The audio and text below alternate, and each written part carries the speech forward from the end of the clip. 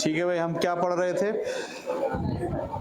Technique पढ़ रहे थे, यानी कंट्रोल करने के लिए जो डार्क पर्सनैलिटीज़ हैं, जो साइकोलॉजिकली डिस्टर्ब हैं, पर्सनैलिटी जिनकी जो है वो डिस्टर्ब है,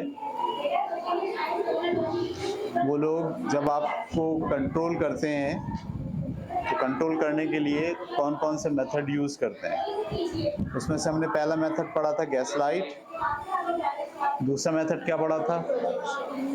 प्रोजेक्शन, तीसरा मेथड आइसोलेशन, और आज हम पढ़ रहे हैं चौथा मेथड।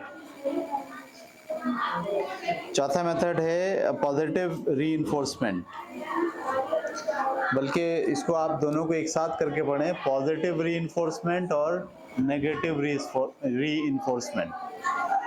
पॉजिटिव का मतलब होता है आपको इनाम देके, लालच देके आपसे कोई काम करवाया जाए,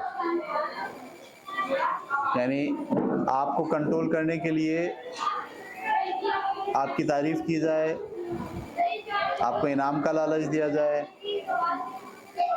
सही है। आपको जैसे अक्सर करते हैं ना कंपनी के अंदर कि भाई अगर तुम्हारी प्रोडक्शन इतनी आएगी तो तुम्हारा जो पैसे हैं वो इतने बनेंगे, अलाउंस तुम्हें मिलेगा इतना। ये दरअसल क्या है, कंपनी की जानिब से वर्कर्स को पॉजिटिव रीइंफोर्स किया जा रहा है किसी काम के लिए जो वो करना नहीं चाहते, लेकिन उनको आप बोनस का, अलाउंस का और फ़ायदे का लालच देकर आप उनसे 8 घंटे काम करवाने की बजाय, या 8 घंटे में जितना काम वो करते हैं उससे ज़्यादा काम कराने के लिए आप उनको मजबूर कर रहे हैं। इसको कहते हैं पॉजिटिव रीइंफोर्समेंट। ठीक है, हम घरों में भी करते हैं कि भाई बच्चे से कहते हैं ये करोगे तो 5 रुपये देंगे, 10 रुपये देंगे, ठीक है, या ये काम होगा तो फिर ये मिलेगा, इसको रिवार्ड कहते हैं। सही है। और पॉजिटिवली आप बच्चों को मोटिवेट कर रहे हो। मैं तो ये जो मोटिवेशन होती है ना, मोटिवेशन यानी जब आप किसी को किसी काम पर उकसाने के लिए, किसी काम को कराने के लिए उसको अल्फाज के ज़रिए मोटिवेट करते हो, मैं इसको भी पॉजिटिव रीइंफोर्समेंट ही कहता हूँ। आप करना नहीं चाह रहे थे लेकिन आपने दूसरे आदमी की बात सुनी, उसकी बातों में आप आ गए और वो काम करना शुरू कर दिया, इसको कहते हैं पॉजिटिव रीइंफोर्समेंट।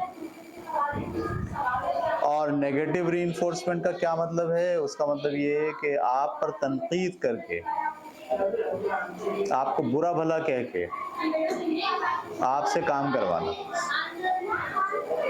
ठीक है, यानी आपने कोई काम किया, तुमसे तो कोई काम सही होता ही नहीं, जब तुमसे कहो ये काम गलत ही करते हो तुम। अब आप क्या कर रहे हैं?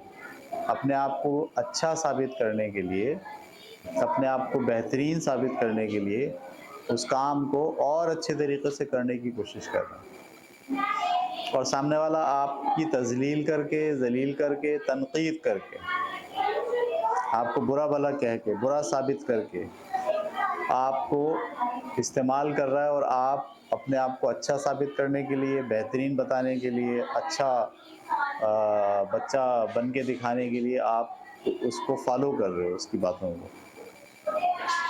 ठीक है, तो ये कहलाता है नेगेटिव रीइंफोर्समेंट। तो आसान अल्फाज में अगर आप इस दोनों को जमा करेंगे तो हम कहेंगे तारीफ और तनकीद दोनों के ज़रिए से मैनिपुलेशन की जाए लोगों की। सही है, लोगों को मैनिपुलेट किया जाए। भरी महफिल के अंदर हम ये जो करते हैं ना कि भाई चलो भाई ये बच्चा फर्स्ट आया, आ जाओ स्टेज पे, वो आ जाता है स्टेज के ऊपर, उसको हम एक कप दे देते हैं, एक ट्रॉफी दे देते हैं, एक मेडल दे देते हैं, और ये जो मेडल हमने दिया है ये उसको इन्फोर्स करता है, उसको भी और बाकियों को भी, कि अगली दफ़ा भी उसे अगर मेडल लेना है, अगली दफ़ा भी अगर वो बच्चे जो अभी मेडल नहीं ले पाए वो कोशिश करना शुरू कर देते हैं, हमें फ़र्स्ट आना है, हमें भी स्टेज पे चढ़ना है, हमें भी मेडल लेना है। सही है, तो ये पॉजिटिव रीइंफोर्समेंट आप ट्रिक लगा रहे हो लोगों को काम कराने के लिए, लोगों से मेहनत कराने के लिए।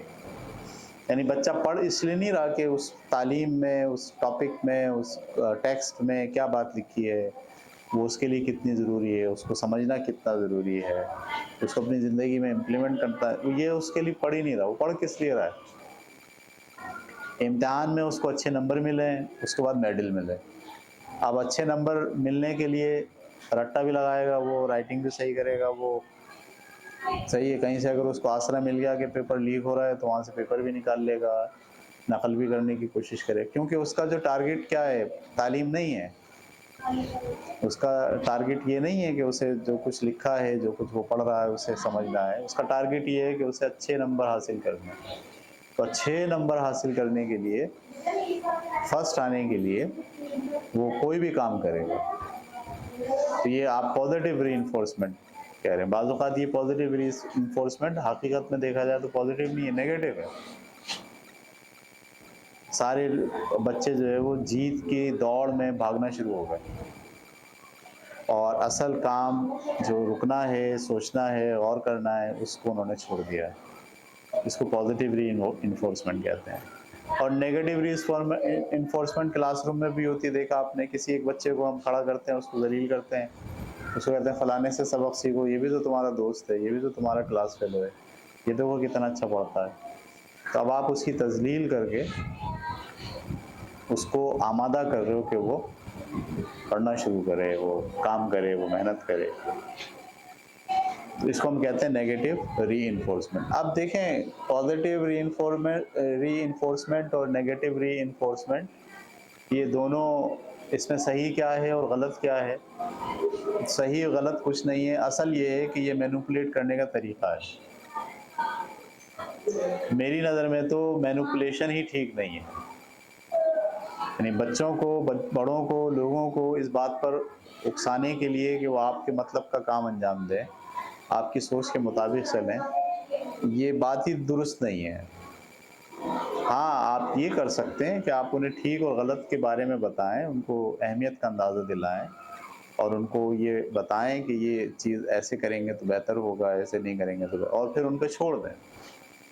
लेकिन जो रीइंफोर्समेंट करता है वो छोड़ता नहीं है, वो उसको बार बार इम्प्लीमेंट करता है, दिखाता है। हम अपने स्कूल के अंदर बच्चों को फर्स्ट आने पर इनाम दे रहे हैं। पहले दिन इनाम हमने ऐसी मेडल दे दिया, दूसरे साल हमने इनाम में ट्रॉफी ले आए, तीसरे साल इनाम में हम कैश ले आए, चौथे साल हमने इस यहाँ पे करने के बजाय बहुत बड़े बैंकेट के अंदर किया प्रोग्राम। ये सब क्या हो रहा है? ये पॉजिटिव रीइंफोर्समेंट हो रही है और मुसलसल हो रही है और आप छोड़ नहीं रहे। वालिदैन भी इसी पे लग गए, बच्चे भी इसी पे लग गए। आपकी देखा देखी आपके बराबर में जो स्कूल था, आपके इलाके में 4 स्कूल थे, वो भी इस पे लग गए।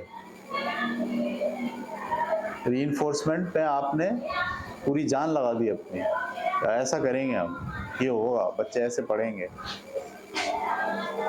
उसमें क्या होता है? उसमें ये होता है कि पूरे स्कूल के अंदर अगर 10 क्लासेज हैं तो 10 क्लासेज में से 30 बच्चे पढ़ रहे होते हैं सिर्फ, क्योंकि उन्हीं को फर्स्ट सेकंड थर्ड आना होता है। बाकी बच्चों ने फैसला कर लिया होता है कि ये हमारे बस की बात, वो जितना ज़ोर मारते हैं वो भी नहीं मारते, वो भी छोड़ देते हैं। और उनको आदत पड़ जाती है इस बात को सोचने की कि हम ये नहीं कर सकते। तो पॉजिटिव रीइंफोर्समेंट का भी बहुत नुकसान होता है कैरेक्टर के ऊपर, नफ्सियात के ऊपर इंसान की। और नेगेटिव रीइंफोर्समेंट का तो बहुत ही नुकसान होता है, आदमी डैमेज होता है, सेल्फ रिस्पेक्ट आप ख़राब करते हो। जब नेगेटिव रीइंफोर्समेंट होती है तो आप गाली बकते हो, उसको उकसाने के लिए, उससे वो काम कराने के लिए गाली बक देते हो आप उसको बुरा भला कहते हो, उसकी ख़ानदान तक को गिन देते हो, तुम्हारा तो ख़ानदान ही ऐसा है, ताकि वो जज्बात में आए, जज्बात में आके ये साबित करे कि नहीं मेरा ख़ानदान ऐसा नहीं है, और वो करे जो आप उससे करवाना चाहते हो। तो नेगेटिव रीइंफोर्समेंट का तो बहुत ही बुरा हाल होता है, इसलिए कि आदमी की सेल्फ रिस्पेक्ट को तबाह करना पड़ता है नेगेटिव रीइंफोर्समेंट के लिए। ठीक है, ये बात समझ में आ गई? ये दोनों काम ज़बान से होते, ज़बान चल रही होती है बस। और कुछ ऑप्टिक्स होते हैं। ऑप्टिक्स का मतलब समझ रहे हैं आप? जैसे इनाम देना ऑप्टिक्स है, जैसे तनख्वाह में इजाफा कर दिया ऑप्टिक्स है, ठीक है, जैसे अब बोनस दे दिया ऑप्टिक्स से, मेडल पहना दिया ऑप्टिक्स से, सही है। ये वो हर जगह होता है, मतलब किसी सियासी जमात में आप हैं, वहाँ वो मजलिस मुनक्किद करते हैं और जिनसे काम लेना होता है उनको बुलाते हैं, उनको गले में हार पहनाते हैं, सर्टिफिकेट देते हैं, भाई ये हमारी पॉलिटिकल पार्टी के बेहतरीन लोग हैं, इनकी वजह से हमारी पार्टी चलती है, इन्होंने बड़ी जो है वो अपनी कुर्बानियाँ दी हुई हैं, इन्होंने ऐसा किया हुआ है, इन्होंने ऐसा किया हुआ, वो गले में हार वार पहना के तालियां बजाते हैं। तो वो जिसको हार पहनाया जाता है, जिसके बारे में तालियां बजती हैं, वो फिर अगले दिन से और कोशिश करता वही, और जिनको तालियां नहीं पिटती वो उसको हराने के लिए वो भी कोशिश करते हैं। सब लोग कोशिश कर रहे थे, सब लोगों की कोशिश ये नहीं होती, उनका मकसद ये नहीं होता कि हम अपनी सियासी जमात को बेहतरी की तरफ ले जाएं, उनका मकसद होता टांगें खींचना, उसकी जगह खुद आ जाना। फिर बुरा वाला बुरा साबित करने की कोशिश भी करते हैं लोग, अच्छा अगर नहीं बन सकते तो क्या करते हैं, फिर उसको बुरा बना देते हैं। तो एक खींचातानी शुरू हो जाती है, साइकोलॉजिकल डिसऑर्डर जो है वो डेवलप होना शुरू हो जाता है लोगों के दरमियान। इसलिए मेरा अपना मानना ये है कि आप कंट्रोल, ये असल में जिस दुनिया में हम रहते हैं ना वो बड़ी अजीब व गरीब है, इसमें बुराई भी है, इसमें खैर भी है, इसमें शर भी है, हमेशा रहता है। खैर की क़ुव्वतें काम करती हैं, शर की क़ुव्वतें काम करती हैं, और हम यहाँ इम्तिहान में हर वक्त हमें ये फ़ैसला करना होता है कि हम शर के साथ खड़े होंगे या खैर के साथ खड़े होंगे। वो खैर के साथ खड़े होने का मतलब ये है कि आप ये बात समझें कि आप इम्तिहान में हैं, आपको यहाँ से जाना है, खुदा के सामने पेश होना है और वहाँ जवाबदेही के लिए खड़े होना है। और जब आप ये कहते हैं कि ये दुनिया है, इसी के अंदर मुझे फ़ायदा उठाना है, इसी में रहना है, इसी में मुकाम बनाना है, इसी में जो है वो जुस्तजू करनी है, तो फिर आप दौड़ में शामिल हो जाते हो, सही है। फिर आप शर के साथ भी खड़े हो जाते हो, और जैसे ही आप शर के साथ खड़े होते हो, ये कहते हो कि नहीं मुझे हराना है लोगों को, तो हराने के लिए सबसे पहली चीज़ जो शर आपको सिखाता है वो सिखाता है मैनिपुलेशन। लोगों को कंट्रोल कैसे करेंगे, लोगों को नीचा कैसे दिखाएंगे। इसलिए मैनिपुलेशन की तरफ नहीं जाना चाहिए। आपको पता हमारे यहाँ तो इस्लाम में अल्लाह ताला ने और हमारे नबी ने जो एग्जाम्पल सेट की है वो ये है कि आप अगर अपने पास ग़ुलाम भी रख रहे हो तो आप उससे वो काम ले सकते हो जो काम आप कर सकते हो, जो काम आप नहीं कर रहे वो उससे भी नहीं ले सकते आप। तो आपने ग़ुलाम या नौकर इसलिए नहीं रखा हुआ कि आप उससे ग़ुलाम और नौकर बना के रखोगे, बल्कि आपने इसलिए रखा हुआ है कि आप उससे अपनी हेल्प का काम लोगे, यानी आपको अपनी मदद चाहिए किसी की अपने काम को करवाने में, तो आप किसी एक आदमी को हायर कर लेते हो, वो आपकी मदद करता है। तो मदद के तसव्वुर से लोगों को अपने साथ रखना ये एक अलग बात है, और ग़ुलाम बना के उनका इस्तेहसाल करना, उनको जो है वो खड़े ही रख कर काम कराना। अक्सर मैंने देखा लोग मतलब काम की जगह पर खड़े हैं तो खड़े हैं, वो 8 घंटे खड़े की ड्यूटी है उनकी, ठीक है। अगर उनको कोई कुर्सी प्रोवाइड कर दी जाए कि भाई आप यहाँ खड़े नहीं रहे, आप बैठ जाइए, यहाँ बैठ के काम करें, तो वो ये एहसास हो गया कि भाई खड़े होके काम करने में कितनी मशक्क़त है और बैठ के काम करने में। लेकिन जो मैनिपुलेटर होता है ना वो ये कहता है नहीं अगर मैंने इसको कुर्सी दे दी तो ये बैठ जाएगा, और बैठ जाएगा तो फिर काम को डिस्टर्ब करेगा और काम ख़राब करेगा, और इसको ज़्यादा से ज़्यादा बल्कि हर वक्त कैमरा ही लगा दिया उसके ऊपर, अगर ये बैठे हुए एक टांग पे भी खड़ा हो कहीं टेक भी लगा ले तो फ़ौरन फ़ोन करके बोलो टेक क्यों लगा के खड़ा। तो मैनिपुलेशन जो है ना आपके यहाँ आम है, लोग शर के साथ खड़े हैं, लोग जीतना चाहते हैं, लोग आगे बढ़ना चाहते हैं, आगे बढ़ने के पास के लिए उनके पास सिर्फ यही तरीका है कि दूसरों को हराया जाए, दूसरों को इस्तेमाल किया जाए, तो वो मैनिपुलेशन करते हैं और मैनिपुलेशन के लिए फिर ये तरीक़े इख्तियार करते हैं। तो पॉजिटिव रीइंफोर्समेंट और नेगेटिव रीइंफोर्समेंट आपके समझ में आ गया। उसके बाद है अगला पनिशमेंट, जहाँ आपका इख्तियार होता है वहाँ पनिशमेंट में आप डंडा निकाल लेते हो, थप्पड़ लगा देते हो, मुक्का मार देते हो कंट्रोल करने के लिए दूसरे को। स्कूलों में तो ये बहुत आम है, बच्चों से काम करवाना है, वो करके नहीं लाते तो उनको क्या लगाते हैं? डंडे लगाते हैं। उनको जो है वो आपको डिसिप्लिन सिखाना है, वो डिसिप्लिन नहीं, जो बच्चा सीखता है उसकी खिलाफ वर्जी करता है उसको सज़ा देते हैं। ये पनिशमेंट जिस्मानी सज़ा भी होती है, ये पनिशमेंट और भी सज़ाएं हो सकती हैं, जैसे क्लास से बाहर निकाल दिया, हाथ ऊपर कर लो, सही है, बैग रोक लिया बच्चे का, ठीक है, भाग के 4 चक्कर लगाओ मैदान की, ये सब क्या है? पनिशमेंट। पनिशमेंट के ज़रिए आप क्या कर रहे हो? वो कराने की कोशिश कर रहे हो जो आप चाहते हो, और बच्चा वो नहीं कर रहा। ठीक है, तो क्या पनिशमेंट के ज़रिए बच्चा वो करेगा? कर देगा, लेकिन उससे क्या नतीजा निकल जाएगा कि वो सही हो जाएगा? नहीं होगा। सज़ा से कभी कोई बच्चा सही नहीं होता, याद रखें। आर्जी तौर पर वो आपकी बात मान लेता है, लेकिन हाँ, ये होता है कि पहले वो आर्जी मान लेता है, बाद में वो गौर करता है, फिर आप उसको समझाते हो, फिर वो समझता है, फिर गौर करता है, फिर वही बात जो सज़ा के ज़रिए से आप समझाना चाह रहे थे, 1 साल, 2 साल, 5 साल, 4 साल, 3 महीने, 2 महीने के बाद वो खुद से अंडरस्टैंड कर लेता है कि यार ये बात सही है, ये मुझे माननी है। लेकिन जब तक वो खुद तस्लीम नहीं करता अपने अंदर किसी बात को, किसी काम को, जब तक वो तब्दील नहीं हो सकता, आप चाहे जितनी सज़ा दे लें। आपने देखा है, इसीलिए हम कहते हैं जितने बच्चों को सज़ा मिलती है वो ढीठ हो जाता है।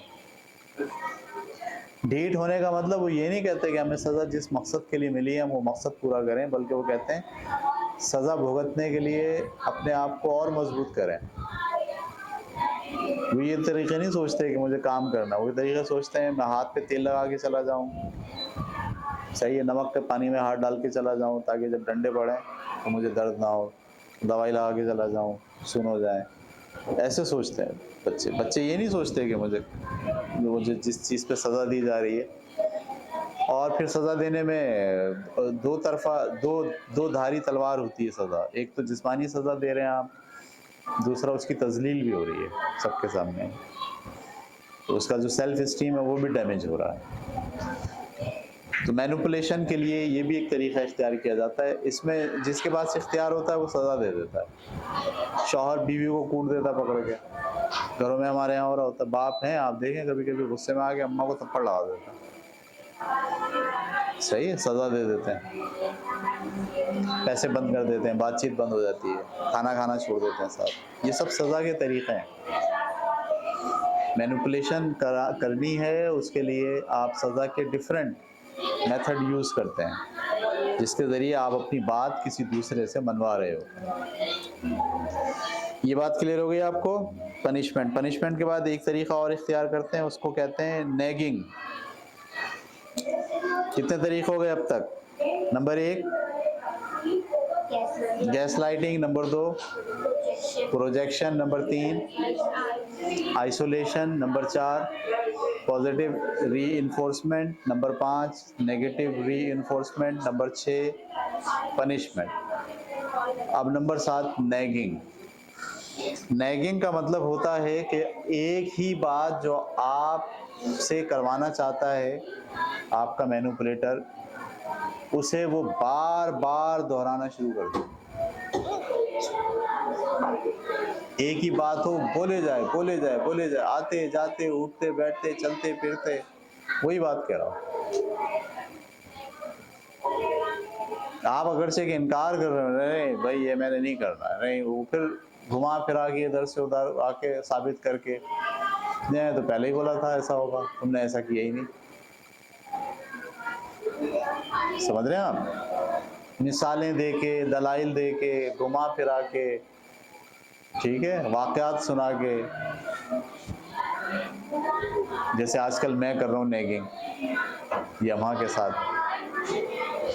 उनको डॉक्टर बनना है, MBBS का टेस्ट दे दिया उन्होंने, मैं उनको कह रहा हूँ भाई ये नहीं करो, ये करो। तो वो मैं मुख्तलिफ किस्म की पोस्टें भी आ रही होती हैं मेरे पास MBBS के ख़िलाफ़, वो उसको भेज रहा होता हूँ। जब बातें हो रही होती है तो बातें करते करते फिर वही बात घुमा के ले आता हूँ कि ये MBBS करना ठीक नहीं है, इसके बजाय ये कर लिया जाए, DHMS होम्योपैथिक का कोर्स, फलाना कोर्स कर लें, फलाना कोर्स कर लें, क्लिनिक खोल लेंगे, ऐसा कर लेंगे, हम हॉस्पिटल बना लेंगे। दलाइल दे रहा होता हूँ, मिसालें दे रहा होता हूँ। सही है। किसी हॉस्पिटल में अगर किसी ने गलत इंजेक्शन लगा दिया और उसकी वजह से पथराव हो गया तो वो बता रहा होता हूँ उसको, देखो ये गलत इंजेक्शन लगाया था एमबीबीएस वाले ने। इसको क्या कहते हैं? नैगिंग।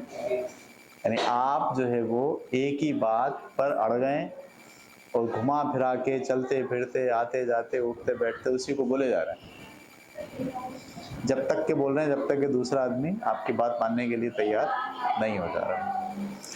सही है। तो इसको कहते हैं मैनिपुलेशन का एक और तरीका। ये बड़ा सिंपल तरीका होता है, घरों में एक दूसरे के साथ लोग प्रॉपर यूज कर रहे होते हैं, बार बार एक ही बात दोहराए जा रहे हैं दोहराए जा रहे हैं दोहराए जा रहे हैं।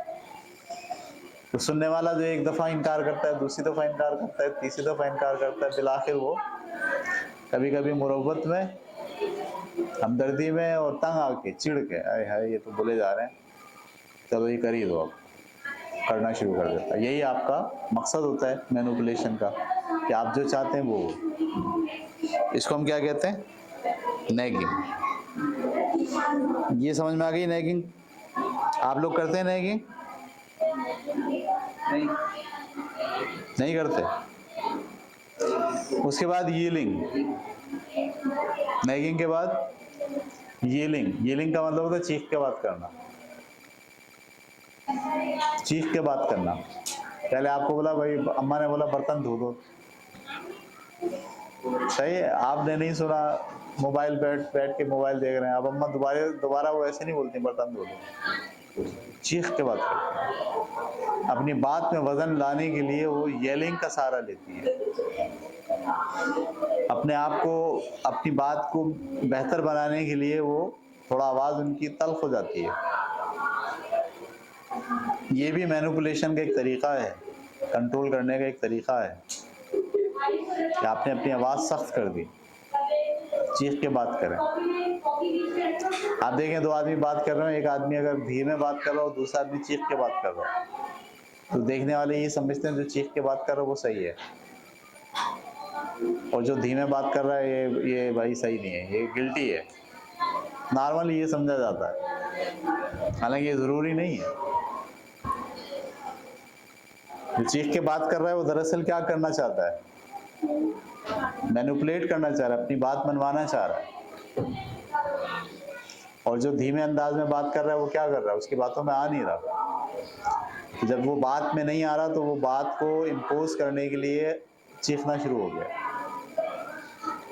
समझ में आ रही बात? इसको कहते हैं येलिंग। तो ये भी एक मेथड है मैनिपुलेशन का। उसके बाद है साइलेंट ट्रीटमेंट। साइलेंट ट्रीटमेंट का मतलब क्या होता है? इसको हम कहते हैं जज्बाती तौर पर नुकसान पहुंचाना, यानी आप बात छोड़ देते हैं। यानी जब तक आप मेरी ये बात नहीं मानेंगे मैं बात ही नहीं करूंगा आपसे। मुंह फेर लिया, सलाम नहीं किया। ठीक है, रोजाना आते थे तो खुशगवार तरीके से मिलते थे, अब आ रहे हैं तो इधर मुंह कर लिया उधर मुंह कर लिया, देख ही नहीं रहे, आंखों से आंखें नहीं मिला रहे, पास बैठ नहीं रहे। सही है। तो इसको हम क्या कहते हैं? साइलेंट। ये भी मैनिपुलेशन का एक तरीका है। आप जज्बाती तौर पर टॉर्चर करते हो, और जज्बाती टॉर्चर करने में आप ना बोल रहे हो मुंह से ना कुछ, बस आपका अंदाज है, स्टाइल है। उस अंदाज और इस स्टाइल से आप क्या कर रहे हो? पर रोज फोन करते थे, आप फोन ही करना बंद कर दिया। अब दूसरा आदमी सोचे या अल्लाह क्या मसला हो गया पता नहीं। सही है। अब वो खुद सोचने बैठ गया आदमी, भाई क्या सोचा होगा, क्या होगा, क्या हो गया होगा, क्या बात हुई होगी ऐसी, और अपने अंदर गिल्टी महसूस, दूसरों को गिल्टी करा रहे हैं आप, दूसरों को जज्बाती तौर पर डैमेज कर रहे हैं, और आप सिर्फ कर क्या रहे हैं? इग्नोर। इसको बोलते हैं इग्नोर करना। इग्नोर करना भी साइलेंट का हिस्सा है, सही है। और जज्बाती तौर पर डैमेज करना भी साइलेंट हो जाने का हिस्सा है। खामोश हो गया, बात करना छोड़ दिया। अक्सर होता है ना, हम कहते हैं भाई इस मौजूद पे बात नहीं होगी अब कभी, साइलेंट हो गया बस। ठीक है, तो इसे हम क्या कहते हैं? साइलेंट। कितने हो गए अब तक? 8 हो गए। Number 1 gaslighting, number 2 projection, number 3 isolation, number 4 positive reinforcement, number 5 negative reinforcement, number 6 punishment, number 7 nagging, number 8 yelling, और नंबर 9 साइलेंट। Silent treatment.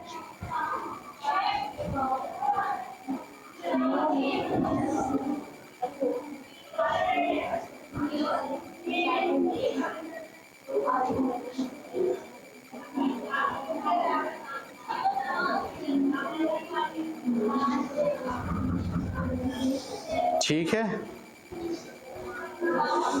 तो ये आज तक हमने इसको पढ़ा है। अभी इसमें कुछ चीज़ें और बाकी हैं। अगली क्लास में इसको हम बाकी की जो टेक्निक रह गई हैं वो ख़त्म कर लेंगे, तो हमारा ये चैप्टर ख़त्म हो जाएगा जिसमें हमने टेक्निक्स पढ़ी। तो आप जो है वो एक अदद कापी निकाल के ये सारी टेक्निक लफ्ज़ ब लफ्ज़ लिखें, एक एक पैराग्राफ हर एक के बारे में लिखें खुद से सोच के। और अगर आपकी नॉलेज में और आपकी ज़िंदगी में इन टेक्निक्स को किसी ने इख्तियार किया है या आपने इख्तियार किया है, तो वो वाक़ये को भी आप उसमें कहीं हिंट्स के तौर पर दे सकते हैं। तो इसके लिख लेने से एक फ़ायदा ये होता है कि आप चीज़ों के बारे में श्योर हो जाते हैं। अच्छा, आपकी अपनी डायरी अगर आप नहीं बनाते तो आप लिखें, सफ़े फाड़ें और जला दें, कहीं ऐसा ना हो दूसरे लोग पढ़ लें। हमारे यहाँ ये बड़ा मसला है, हमारे यहाँ हर आदमी दूसरे की टो में लगा रहता है, तो आपके ख़यालात जो है वो दूसरा आदमी पढ़ना चाहता है। पूरी दुनिया में अच्छे जो माशरे होते हैं वो इससे परहेज़ करते हैं, हर आदमी को फ्रीडम देते हैं कि वो अपनी डायरी रख सकता है, अपना फ़ोन रख सकता है, कोई उसके फ़ोन में, कोई उसकी डायरी में मुदाखलत नहीं करेगा, उसके बैग को खोल के देखेगा नहीं। लेकिन हमारे यहाँ सब लोग जो है वो चाहते हैं कि किसी तरीके से दूसरों का पोल खुल जाए, ढूंढ रहे होते हैं ऐसी चीज़ें। तो अगर आपको इसका डर है तो फिर आप खुद लिखें और लिख के उसको फाड़ दें। और अगर आपको इसका डर नहीं है तो फिर आप अपनी एक डायरी बनाइए, डायरी को सेव कीजिए और डायरी के अंदर ये सारे ख़यालात का इज़हार कीजिए। इसलिए कि जो बातें आप यहाँ इस क्लास में पढ़ रहे हैं, ये सब बातें आपकी ज़िंदगी भर आपके साथ रहेंगी और आपको फ़ायदा देंगी। मुख्तलिफ़ स्टेजेस पर जब लोग आपको कंट्रोल करेंगे तो आपको पता होगा कि ये कौन सी टेक्निक इस्तेमाल कर रहा है मुझ पर। चाहे वो बॉस हो आपका, चाहे वो फैमिली मेम्बर हों, चाहे वो मोहल्ले पड़ोस के लोग हों, चाहे वो कारोबारी दोस्त हों, चाहे वो असातिज़ा हों।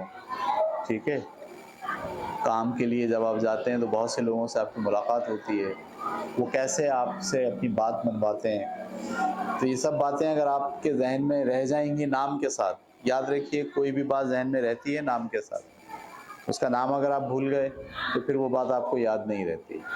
तो कम से कम ये जो नाम हमने 8 अब तक डिस्कस किए हैं, इन सारे नामों को लिखें और लिखकर एक एक पैराग्राफ, 2-2 लाइनें, 5-5 लाइनें उसके बारे में आप लिख डालें ताकि आपको ये बात याद रहे। बस भाई, कल इंशाल्लाह आगे इसको पढ़ेंगे।